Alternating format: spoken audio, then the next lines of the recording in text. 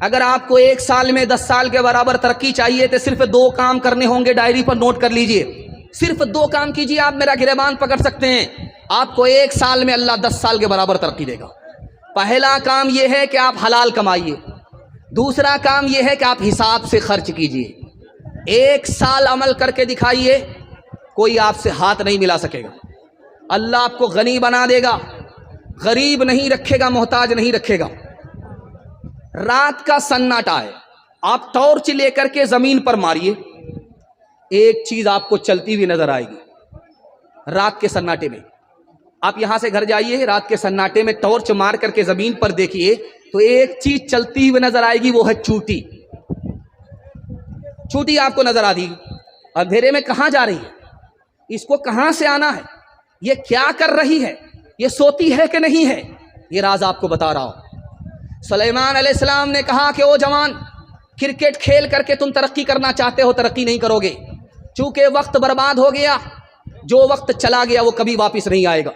اگر ترقی کرنا چاہتے ہو تو چوٹی کو دیکھو، اسے پتا ہے کہ بارش کے زمانے میں مجھے گھر سے باہر نکلنا مشکل ہوگا، اس دن کے لیے آج کمانا ہے، سردی میں ہمیں گھر سے باہر نکلنا مشکل ہوگا، سردی کے لیے مجھے گرمی میں کمانا ہے۔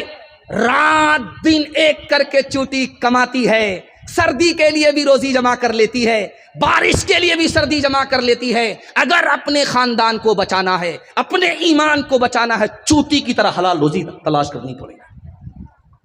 ایک جوان آیا دوڑا دوڑا مسجد میں، کہنے لگا اے اللہ چھپر پھاڑ کر کے دے دو، لوٹ کر کے لائیں، کوٹ کر کے کھائیں۔ حضرت عمر نے سن لیا، او جوان کیا دعا کر رہا تھا؟ کہا حضور ایک ریل کی دعا تھی، گزر گئی، معاف کیجیے گا۔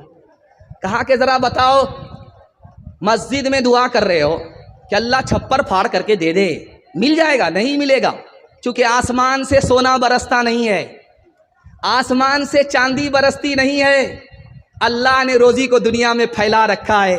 دعا مسجد میں کرو اور مسجد سے باہر روزی کو تلاش کرو۔ آپ دیکھیں گے جب رمضان کا دن ہوتا ہے تو ہٹھا کٹھا الو کا پٹھا بھیک کا کٹورا لے کر کے کیا کہتا، اللہ کے نام پر دے دو، اللہ کے نام پر دے دو۔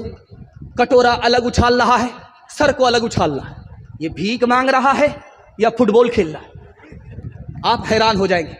ایک آدمی بولا کہ ہٹھا کٹھا ہو، کام دھندا نہیں کرتے ہو، بھیک مانگتے ہو، کہ آپ ہی کام دے دیجئے۔ یہ آدمی بول کر کے نصیحت کر کے پھنس گیا، بولا کہ ٹھیک ہے میں تم کو کام دیتا ہوں، 10 روپیہ تم کو مہینہ میں تنخواہ دیں گے۔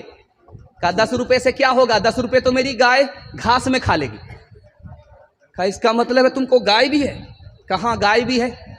کہا اس گائے کا کیا کرتے ہو؟ کہا 2 کلو صبح دودھ پیتا ہوں، 2 کلو شام میں دودھ پیتا ہوں، پہلوان ہوں، دودھ تو پینا ہی پڑے گا۔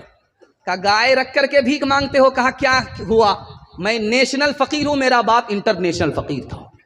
کل تو بھی ترقی دنیا میں اسباب تجارت پیدا کر تو بھی ترقی دنیا میں اسباب تجارت پیدا کر تو بھی ترقی دنیا میں